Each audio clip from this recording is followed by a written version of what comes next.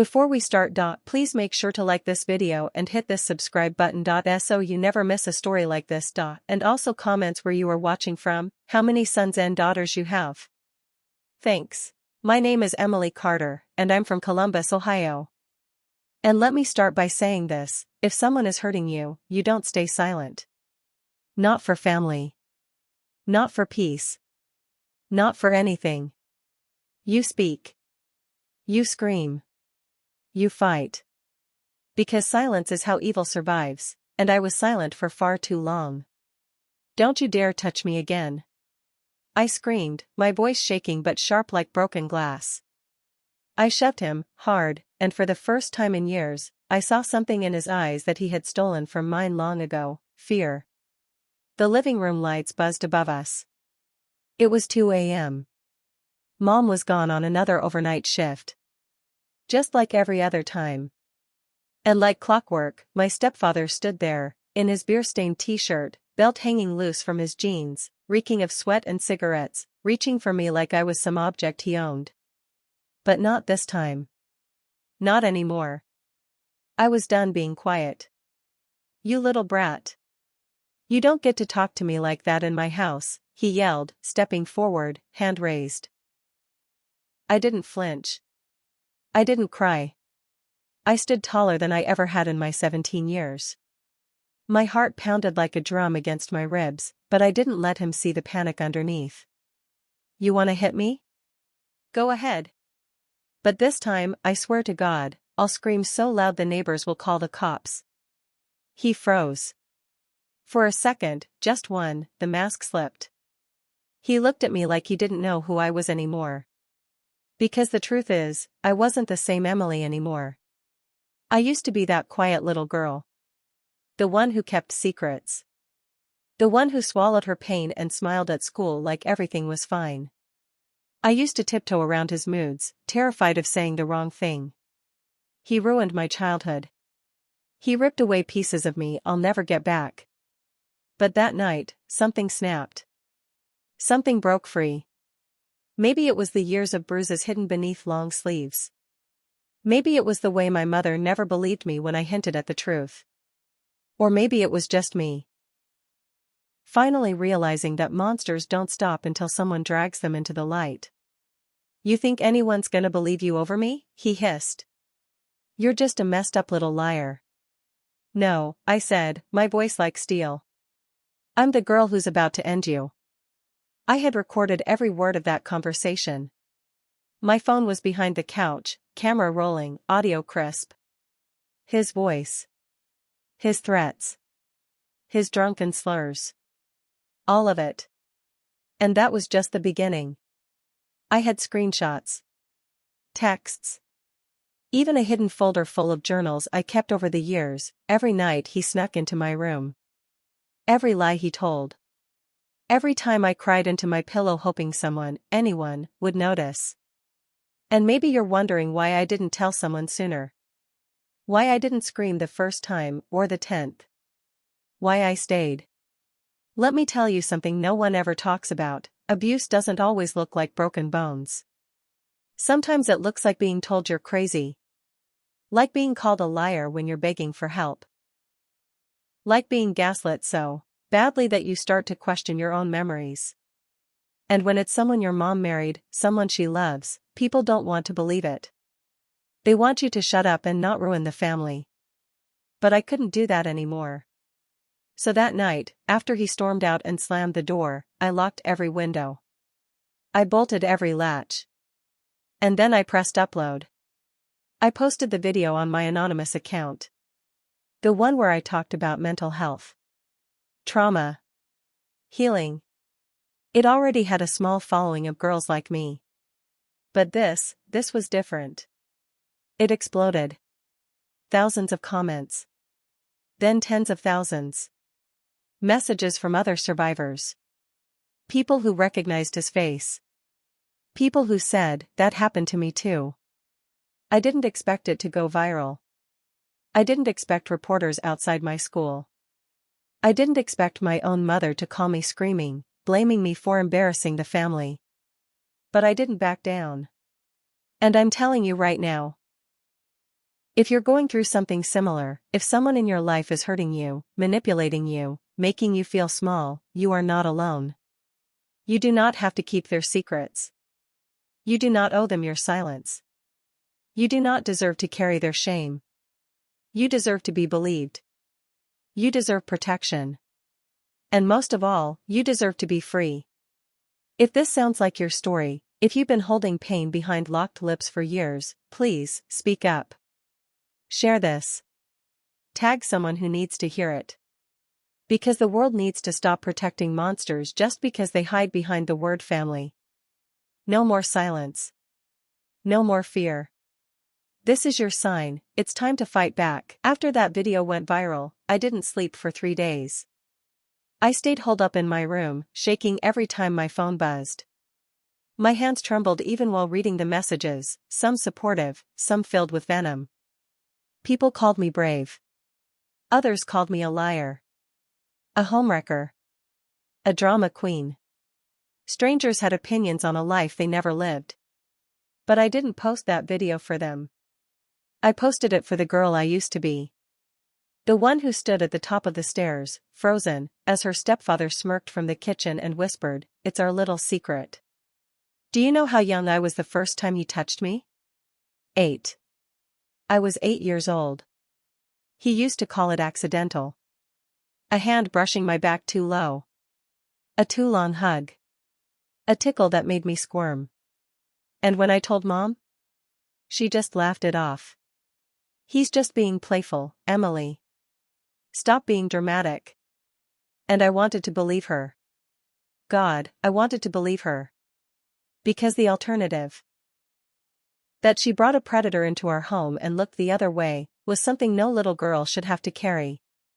But deep down, I knew. I remember this one night, I had just started 6th grade. I was doing my homework on the floor because my desk was too cluttered.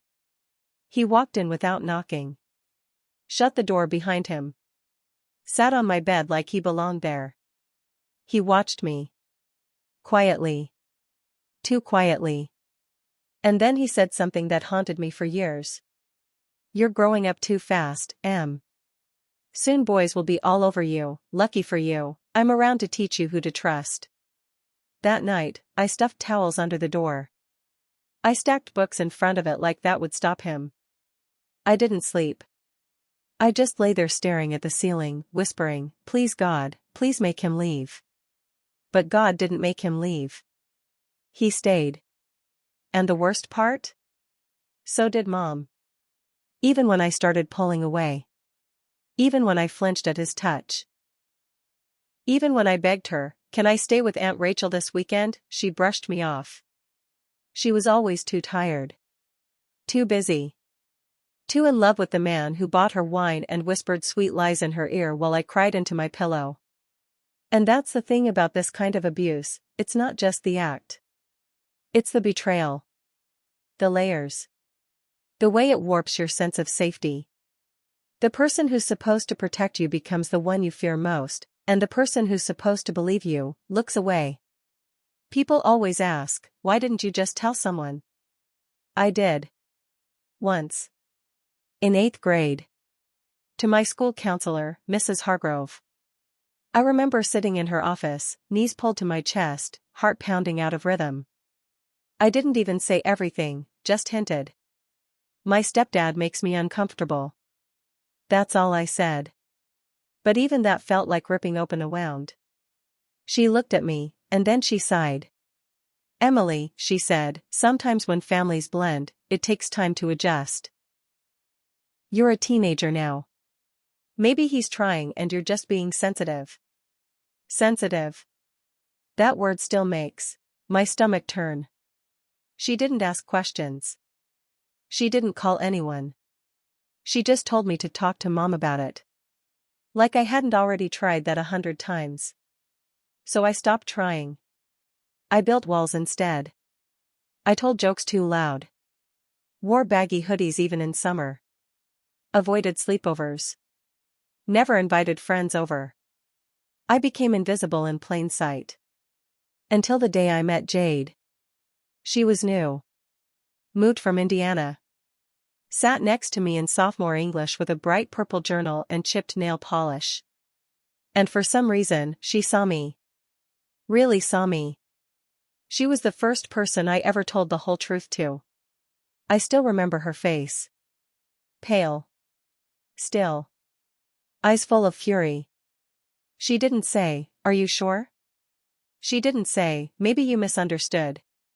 She didn't say, "You need to be careful what you accuse people of." She said, "Emily, that's abuse. And you need to get out." No one had ever said that word out loud before. Abuse. Like naming it made it real. It took me weeks to gather everything. To build the folder. To plan the upload. To write the caption. And when I finally hit post, I threw up. But when I saw the comments flood in, the women who said, "This happened to me too," the girls who wrote, "You just saved my life," I knew I had done the right thing. He wasn't going to hurt anyone else ever again. And neither was the system that let him stay hidden. 2 days after the video went live, my mom came home early from work, but she wasn't alone. She had him with her. I was standing in the kitchen, phone in hand, heart already thudding because I'd seen her missed calls and knew the explosion was coming. But nothing prepared me for the way she looked at me when she stepped inside, not like a mother worried about her daughter, but like a woman embarrassed by her mess being exposed to the world. "What the hell did you do, Emily?" she snapped, slamming her keys on the table. He was behind her, pretending to look calm, like he hadn't been hiding from the internet since the video hit 2 million views. "You're destroying this family," she hissed. "Everything I built, everything we built, you're tearing it apart with your drama." My hands were shaking, but I didn't back down. "Everything you built? You mean the lie you chose to live in? The man you let crawl into my room at night while you slept like nothing was wrong?" She gasped, like I'd slapped her. But I wasn't done. "You let this happen. You looked away. I begged you. I cried in front of you, and you told me I was making it up." She turned to him, her voice trembling. "Tell her the truth, babe. Tell her nothing ever happened." He raised his hands, calm as ever. "Sweetheart, she's confused. Kids make stuff up for attention all the time." "Say that again. I dare you." My voice cracked, but I stood tall. There was silence. A thick, burning silence. And then I did something I hadn't done since I was 10, I pulled out one of my journals. Dropped it on the kitchen table. It was old, faded. On the first page, I had written in shaky fourth-grade handwriting, "If I disappear, it's because I got tired of hiding." I flipped through pages filled with dates, times, nightmares, real memories no child should ever have to write. I didn't need to prove anything to him anymore. I was proving it to her. My own mother. And still, she looked away. "I think you need help, Emily." "Serious help," she said quietly, like she was ashamed of me. That was the moment my last thread of hope snapped. She wasn't going to protect me. She never was. 2 days later, I was pulled from class. A staff member said, "CPS is here to talk to you." I thought it was too late, that no one would believe me. But when I walked into the office and saw Jade's mom sitting there too, her arms open, eyes full of tears, I broke. That woman took me in like I was her own. She said, "You don't have to go back there ever again." Turns out, someone from the school had finally seen the video and reported it. It took 3 million views for adults to take a girl seriously. Let that sink in. The investigation was long. The process was brutal. I had to tell my story over and over to people who took notes and nodded like it was just another day. They asked the same questions. What did he do? How many times? Why didn't you tell someone sooner? They don't realize, just saying it once feels like ripping your skin open. But I kept talking. I didn't stop. And eventually, the police got a warrant. They searched the house. Found hidden cameras. Hidden drives. One of them pulled me aside and said, "You saved other girls by coming forward. We think there might be more victims. That broke me all over again, but it also lit something in me. Because I wasn't just speaking for myself anymore. I was speaking for every girl who didn't make it out. Every child whose voice was silenced. Every survivor who still can't say the words. The day of the trial, I stood in court across from him. He didn't look so powerful in handcuffs. He didn't smirk this time. And my mother? She wasn't sitting in the family section. She had vanished from my life the moment her fantasy cracked wide open. I took the stand, voice shaking but steady. I looked straight ahead, not at him. Not at the lawyers. I looked at the girls in the audience who had come with their own stories. Some were crying. Some were just watching. And I said, for years, I thought my silence was protecting me. But it was protecting him. I was just a little girl. And now I'm grown, and I'm not scared anymore. When I walked off that stand, people clapped. Not loud. Not for attention. Just a soft, powerful ripple, like the sound of chains breaking. He was sentenced. Not as long as I wanted. But long enough that he'll never be free again. They always talk about survival like it's the finish line. Like once the monster is locked away and the dust settles, you get to breathe again, just like that. As if justice heals the scars. As if a courtroom verdict closes the wound. But no one tells you about the silence that follows. No one tells you how quiet your room feels when the noise is gone. Or how strange it is to finally feel safe, and still not know what to do with your hands, your breath, your body. Because trauma doesn't clock out when the abuser is gone. It lingers. It echoes. It seeps into everything. I moved in with Jade's family after the trial. Her mom cleared out their guest room and told me, you'll stay as long as you need. No questions, no pressure, just home. Home. That word felt foreign. I didn't know how to belong anywhere anymore. The first few nights, I couldn't sleep. Every creak in the floor made me jump. I still kept my dresser against the door. I still flinched when someone reached for a hug. I still whispered to myself in the dark, you're safe. You're safe now. But my body didn't believe me yet. There were nights I screamed in my sleep. Nights I woke up sweating, crying, gasping for air. And every time, Jade was there. She never asked for details. She just brought water, held my hand, and sat beside me until I could breathe again. She saved me more times than she'll ever know. And yet, even with her, even in safety, I had to learn to live again. You don't realize how much you've lost until you try to get it back. My laughter felt wrong.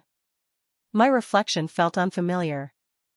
I didn't trust anyone, not teachers, not counselors, not even myself. Because for years, I had been told I was the problem. I had been gaslit, shamed, silenced, and picked apart until I didn't know what was real. So I started from scratch. I signed up for therapy.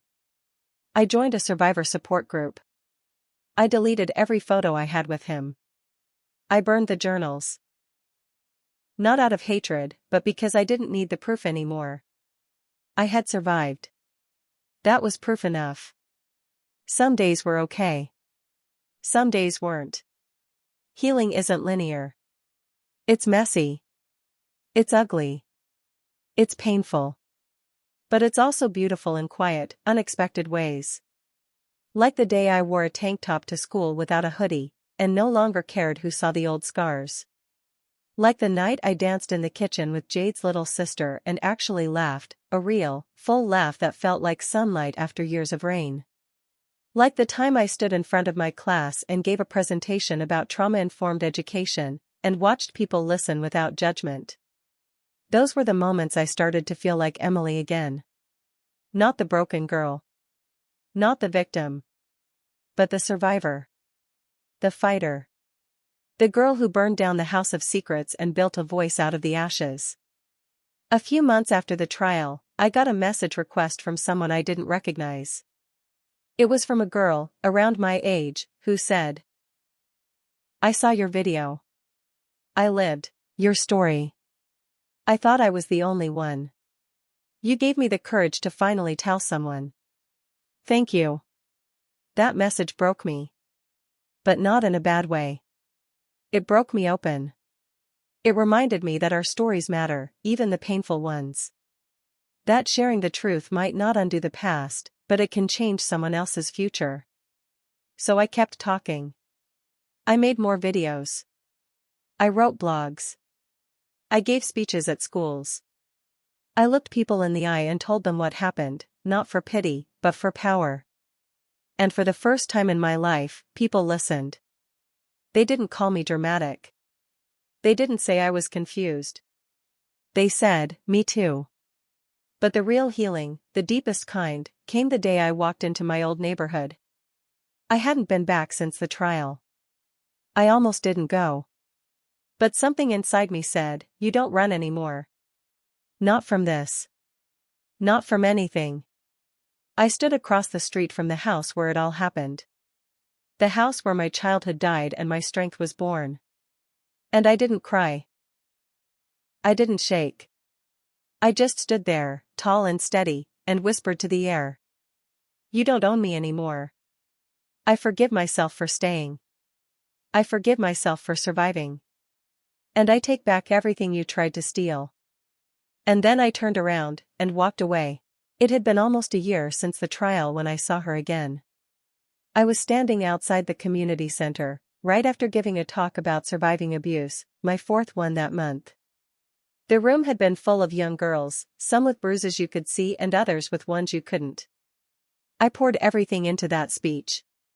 And when it ended, I felt light. Strong. Then I saw her, standing near the sidewalk. My mother.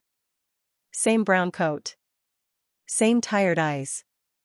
But something was different. Her face looked older. Worn down. Like the lies had aged her more than the truth ever could. She approached me slowly, like I might run. But I didn't move. She stopped a few feet away, clutching her purse like a shield. I heard about what you've been doing, she said quietly. The talks. The videos. I nodded. Cold wind blew between us. She looked everywhere but my eyes. I wanted to say I'm sorry, she said. I didn't know. Don't, I interrupted. My voice didn't shake. Don't lie to me. You did know. Maybe not everything. Maybe not the full truth. But you knew something was wrong. And you looked away. Her lips parted like she wanted to defend herself, but she didn't. She just looked small. Smaller than I'd ever seen her. I was scared, she whispered. I didn't want to lose everything. You didn't lose everything, I said. I did. And then I stepped forward, not to scream, not to hit, but to speak one final truth. I needed a mother. You chose a man. Her eyes welled up. Can you ever forgive me? I took a breath. A deep one. And I said, I forgive you, for being weak. But I'll never forget that you let me suffer to protect your fantasy. And I don't need you in my life anymore. She cried. But I didn't. I walked away. And for the first time in my life, she didn't follow. That night, I wrote a letter to myself, the little girl I used to be. You didn't imagine it. You weren't crazy. You were just a child. And none of it was your fault. I folded it up and put it in a shoebox filled with things I'd saved. My first journal. A photo of Jade and me at the shelter. A flyer from my first speech. And a quote I found on a crumpled napkin once that read, "The truth doesn't hurt nearly as much as pretending it isn't real." I've stopped pretending. Now, I speak in schools. I help write new curriculum around abuse education. I sit on panels. I get messages every day from girls who say, because of you, I spoke up. That's all I ever wanted. Not revenge. Not fame. Just for one girl to hear my story and say, I'm not alone. And maybe that's why I had to go through all of it. Maybe I was meant to turn pain into power. People still ask me, do you hate him? I don't waste hate on the past. Because hate is a leash, and I've already been chained long enough. What I feel is something else entirely. Clarity. Freedom. Peace. And here's what I know now. Survivors don't look like one thing. They're not always soft-spoken. They're not always broken. Sometimes they're loud, fierce, unapologetic. Sometimes they rise, not in spite of what happened, but because of it. So if you're hearing this now, and you're where I once was, in the dark, scared, silent, let me be the voice you need. You are not crazy. You are not dirty. You are not broken. You are not alone. Speak. Fight. Run if you need to, but don't ever run from yourself. Your story matters. Your life matters. And your healing? It starts the moment you say, no more. My name is Emily Carter. I was abused, ignored, and nearly erased, but I lived. I rose. And now, I speak, because the world needs to hear girls like me roar.